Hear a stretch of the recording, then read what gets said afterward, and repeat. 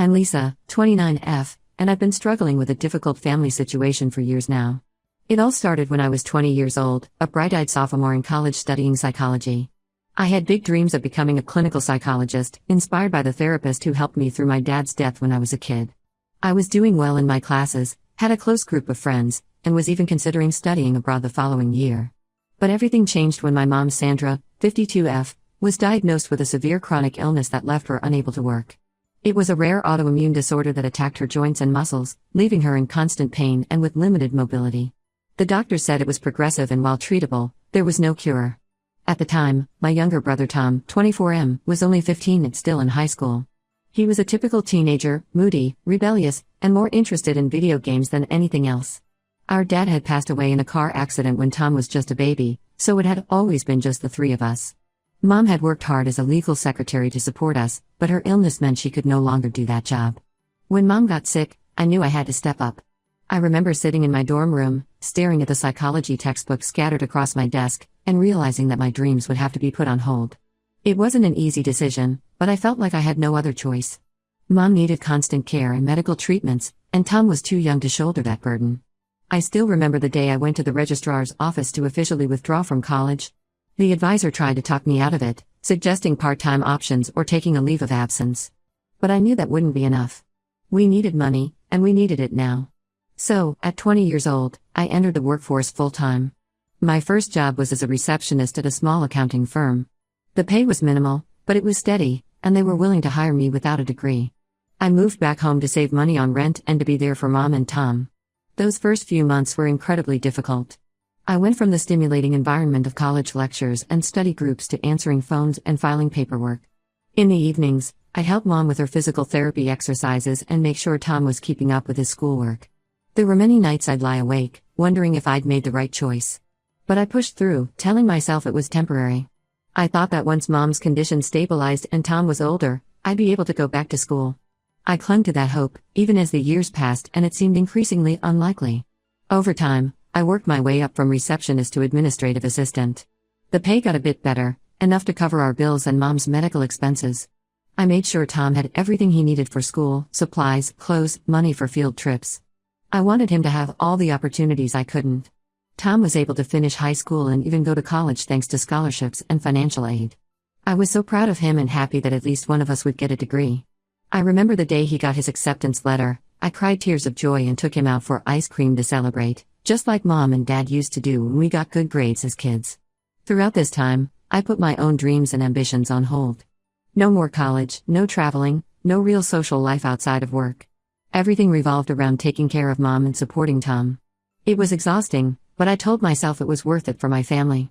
I'd watch my old college friends posting on social media about their graduations, new jobs, and exciting lives, trying not to feel bitter or resentful. There were moments of happiness too. Like when Mom had a good day and we'd sit together watching old movies, just like we used to before she got sick. Or when Tom would call from college, excited about a good grade or a new friend he'd made. Those moments made the sacrifices feel worthwhile. But as the years went on, I started to feel increasingly unappreciated and taken for granted. Mom's condition had stabilized somewhat, but she still needed a lot of care. She complained constantly about how hard her life was, but rarely acknowledged everything I'd sacrificed. She'd make comments about how I should be doing more, or how other daughters she knew were more devoted to their mothers. It hurt, but I tried to brush it off. Tom's attitude changed dramatically once he started college. He used to call every week, eager to share stories about his classes and campus life.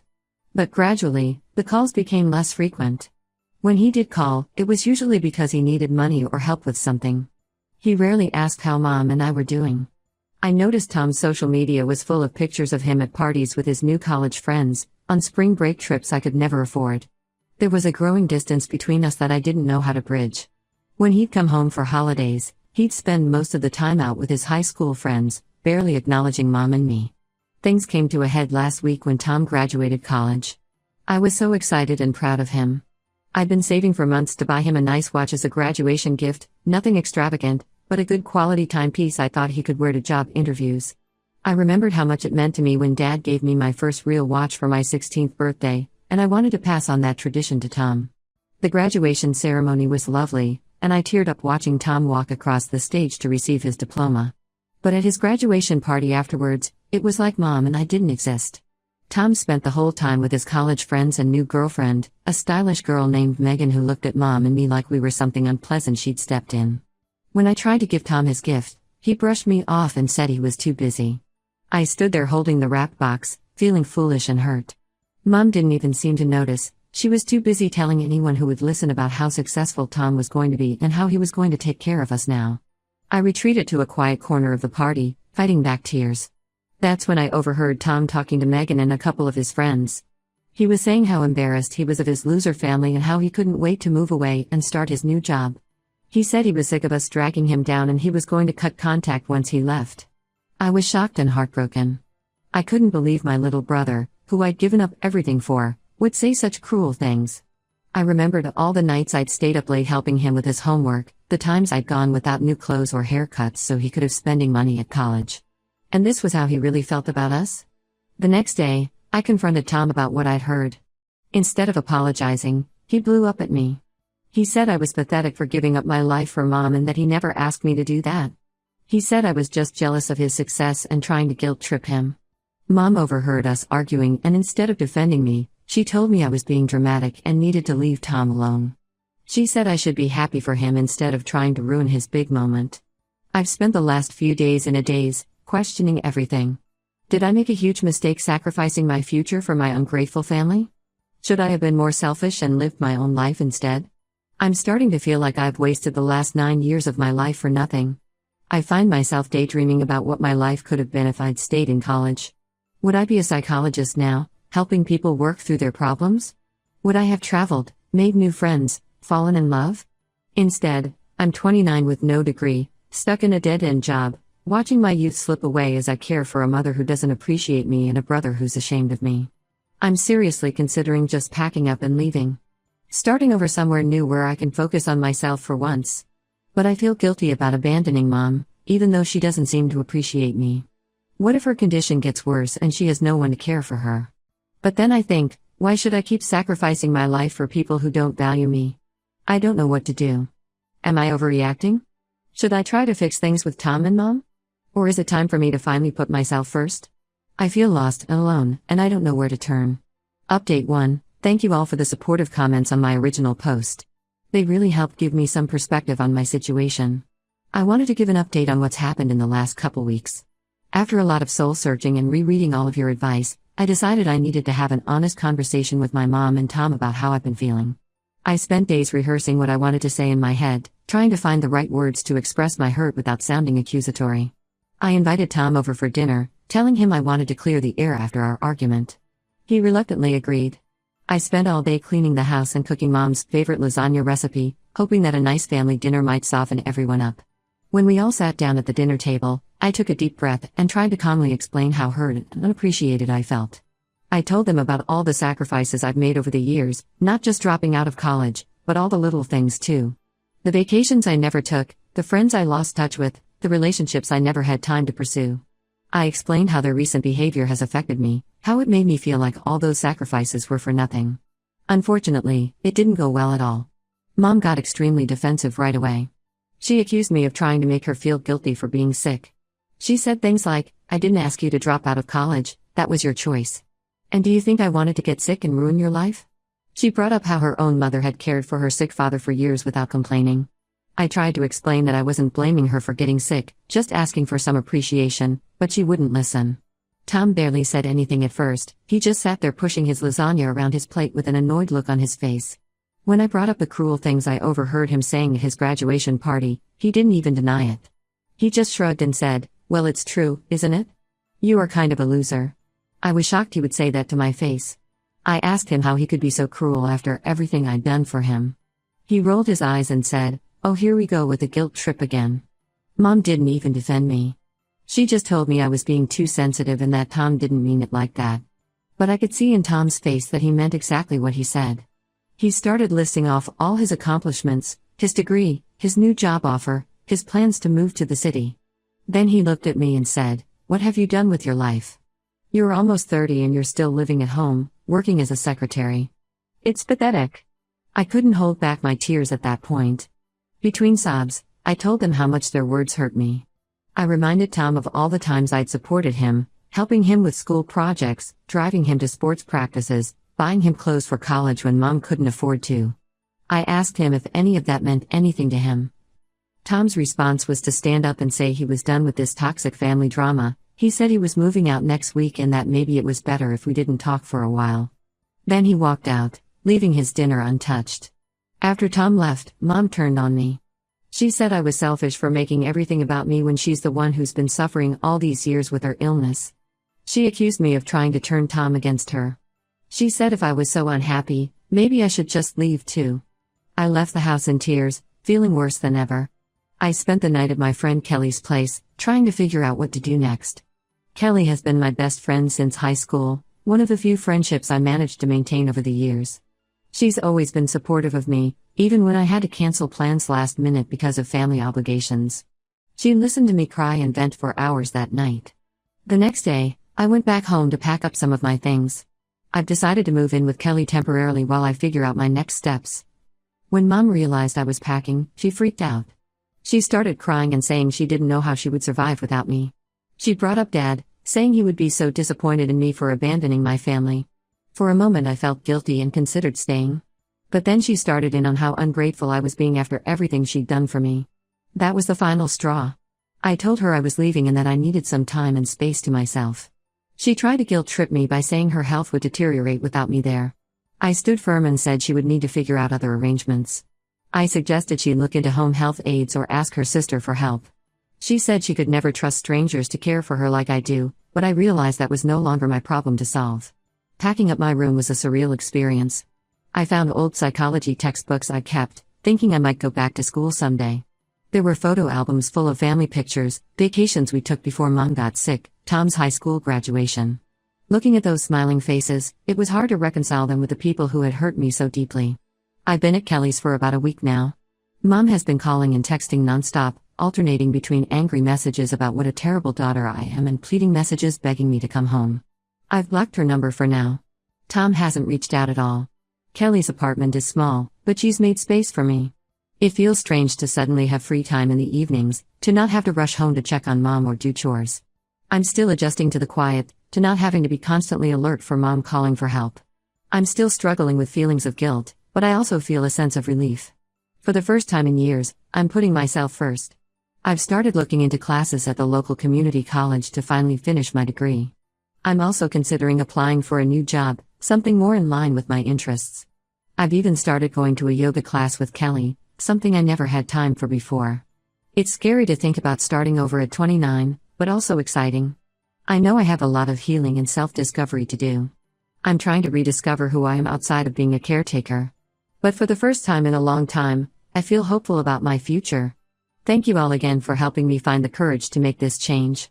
I'll update again when there are new developments. Update 2. It's been about a month since I moved out of my mom's house, and I wanted to give another update on how things have been going. Living with my friend Kelly has been a breath of fresh air. She's been so supportive and it's nice to have some peace and quiet for once. We've fallen into a comfortable routine, making dinner together in the evenings, watching movies on weekends. It's reminded me of how much I missed having close friendships.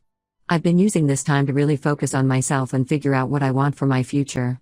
After years of putting everyone else first, it feels strange to prioritize my own needs and desires. But I'm slowly learning to do it without feeling guilty. One of the biggest steps I've taken is enrolling in 2 classes at the community college, Intro to Psychology and English Composition. It feels amazing to be back in school again after all these years. Walking into that first class, I felt a mix of excitement and terror. I worried I'd be the oldest one there, that I wouldn't be able to keep up after being out of school for so long. But my fears were unfounded. There are plenty of other adult students in my classes, some even older than me. And it turns out, all those years of managing household finances and juggling responsibilities have actually made me a better student. I'm more focused and disciplined than I was at 20. I forgot how much I loved learning. Discussing psychological theories in class has reignited my passion for the field. My professors have been really understanding about my situation and are helping me get back into the swing of things academically. I've even made a study group with a few classmates, which has been great for both academic support and socializing. Balancing work, school, and my new social life has been challenging, but in a good way. It's a different kind of stress than what I'm used to. It's stress that's pushing me to grow rather than just survive. I also started seeing a therapist to work through some of my feelings about my family situation. It's been really helpful to talk things out with a neutral third party. She's helping me set boundaries and work on my self-esteem. We've been exploring why I felt so compelled to sacrifice everything for my family and how I can build a life that includes taking care of others without losing myself in the process. As for my family, things are still pretty tense. Mom kept trying to contact me for the first couple weeks, alternating between guilt trips and angry messages. She'd say things like, "I hope you're happy abandoning your sick mother one day, and please come home, I need you the next." I maintained my boundary of not responding. Eventually the messages stopped. Tom reached out once, not to apologize, but to ask if I would help Mom move some furniture. I politely declined and suggested he help her instead. He got angry and said some more hurtful things about how selfish I was being. I didn't engage and just blocked his number too. Last week, I ran into my mom's sister, my Aunt Rachel, at the grocery store. I've always been close with Aunt Rachel, she was like a second mother to me growing up.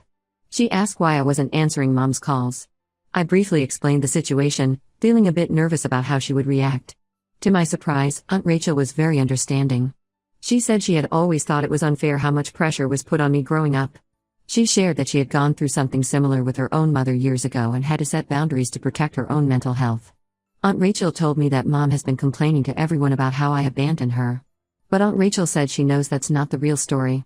She's offered to help Mom out more so that the burden doesn't all fall on me. It was nice to feel like someone in the family was on my side for once. In terms of work, I've started looking for a new job. I had an interview last week for an entry-level HR position at a local nonprofit. It went really well and I'm hopeful I'll get an offer soon. The pay would be a bit better than my current job and there's room for growth. More importantly, it's work that feels meaningful and aligns more with my interests. Overall, I'm feeling cautiously optimistic about the future. It's still hard some days, I have moments of doubt and guilt. Sometimes I lie awake at night worrying about Mom and how she's managing without me. But then I remind myself how much happier and healthier I am now that I'm prioritizing my own needs. I'm excited to see where this new chapter of my life takes me. For the first time in years, I feel like I have options and opportunities ahead of me. I'm rediscovering old passions and exploring new ones. Last weekend, Kelly and I went hiking, something I used to love but hadn't done in years because I never had the time. I know I have a long journey ahead of me. Untangling years of codependency and rebuilding my life won't happen overnight. But I'm committed to the process, no matter how challenging it might be. I'm learning to trust myself and my decisions, even when they're difficult. Thank you all again for your support and advice. It truly made a difference in giving me the courage to make these changes. I'll update again if there are any significant developments. Update 3. Hi everyone, I wanted to give one final update on my situation. It's been about 3 months since I moved out and a lot has changed. The biggest news is that I got the job at the nonprofit. I've been working there for about a month now and I absolutely love it. The work is challenging but rewarding, and my coworkers are great. We're working on programs to support underprivileged youth in the community, which feels meaningful and aligns with my interest in psychology. It feels amazing to be in a positive work environment for once, where my contributions are valued and appreciated. I'm still taking classes at the community college and doing well. I'm on track to finish my associate's degree by next year. Then I'm planning to transfer to a 4-year university to complete my bachelor's in psychology. It's been challenging balancing work and school, but I'm motivated in a way I haven't been in years. Living with Kelly has continued to be wonderful. We've become even closer friends. She's been encouraging me to get out more and socialize. Last week we went to a local meetup group for young professionals and I met some really nice people. I'm slowly rebuilding my social life and remembering how to just have fun without feeling guilty about it. As for my family situation, things are still complicated. Mom finally stopped trying to contact me directly, but she's been spreading a lot of negativity about me to other family members and family friends. It hurts, but I'm trying not to let it get to me. My therapist has been helping me work through these feelings and maintain my boundaries. Tom graduated and moved across the country for his new job. He sent me a text saying he was leaving and that he hoped I would get my act together while he was gone. I didn't respond. Part of me is sad about how distant we've become, remembering how close we were when we were younger. But I'm also realizing that I need to accept him for who he is now, not who I wish he would be. The one bright spot has been my growing relationship with Aunt Rachel. She's been checking in on me regularly and has become a source of support. She told me she's proud of me for standing up for myself and making positive changes in my life. It means a lot to have at least one family member in my corner. Last week, Aunt Rachel invited me over for dinner. When I got there, I was surprised to see my mom was there too. Apparently Aunt Rachel had arranged it hoping we could talk things out. I almost turned around and left, but decided to stay and hear them out. At first, it was really tense and awkward. Mom looked older and more tired than I remembered. For a moment, I felt a pang of guilt. But then I reminded myself why I had left in the first place. As the evening went on, Mom actually started to open up a bit. She admitted that she had taken me for granted over the years and that she was scared of losing me completely. She said she's been going to therapy too, trying to work on her own issues. We're still not in a great place, but it felt like a tiny step in the right direction. I told her I needed more time and space, but that maybe we could start having short, supervised visits with Aunt Rachel present. Mom agreed, though she looked sad about it. I'm still maintaining firm boundaries, but I feel less angry than I did before. I'm focusing on healing and building the life I want for myself. For the first time in years, I'm excited about my future.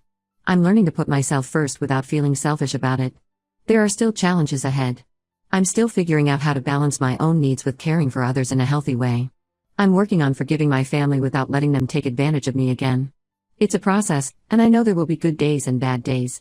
But overall, I feel like I'm on the right path. I'm proud of myself for having the courage to make these changes, even though they were incredibly difficult. I'm looking forward to seeing what the future holds. I hope my story can help others who might be in similar situations. Remember, it's never too late to start prioritizing your own happiness and well-being.